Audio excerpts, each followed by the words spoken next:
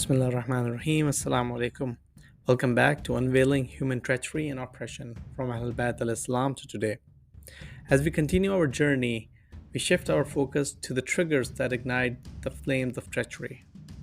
In our prior episodes, we discussed the tactics used in treachery and the people who might be involved in such acts. Today, we will be identifying and discussing the common triggers that often precede these acts of treachery. Understanding these triggers can help us anticipate and prevent such acts in our societies. The first trigger is a perceived threat to power or control. Those in power or close to power with aspirations to seize control often resort to treachery when they feel their position is threatened. This was evident in the case of Imran Khan that we've discussed in detail previously, where those in power, like the military, felt threatened by his anti corruption stance and his popularity amongst the masses. Another common trigger is a significant change in leadership or power dynamics of a certain nation. This can create a sense of instability and fear, leading those in power or those who want to be in power to resort to treachery or betrayal to maintain their control. Political or social unrest can also act as a trigger. In times of turmoil, those in power may resort to treachery to suppress dissent and maintain control, even though their control might be and could be illegitimate. Economic instability or crisis is another common trigger.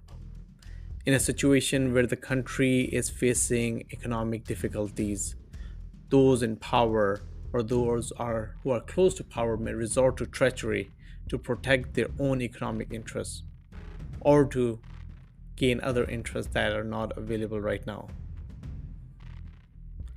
A shift in public opinion or support can also act as a trigger. When a leader gains popularity and threatens the status quo, those in power may resort to treachery to undermine their influence.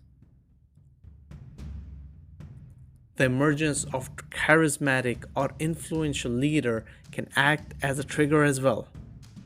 Such leaders can pose a threat to those in power, those in the government, those who are driving the affairs of the nation, leading them to resort to treachery and betrayal to neutralize this perceived threat. A crisis or emergency can also act as a trigger. In such situations, those in power may resort to treachery to consolidate their power and control. Now, think about this. When there is exposure of corruption or wrongdoing of those who are controlling the affairs, it can also result in a trigger that triggers treachery and betrayal. Those implicated may resort to treachery to protect themselves and their interests. Lastly, the pursuit of ideological or religious dominance can also act as a trigger.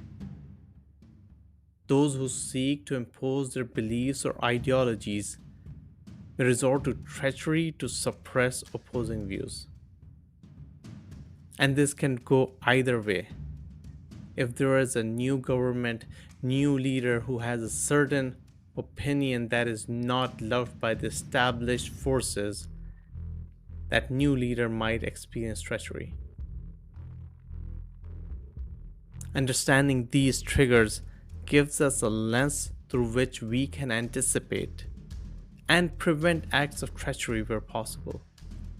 In our upcoming episodes, we will use this understanding to further explore historical instances of treachery and opposition.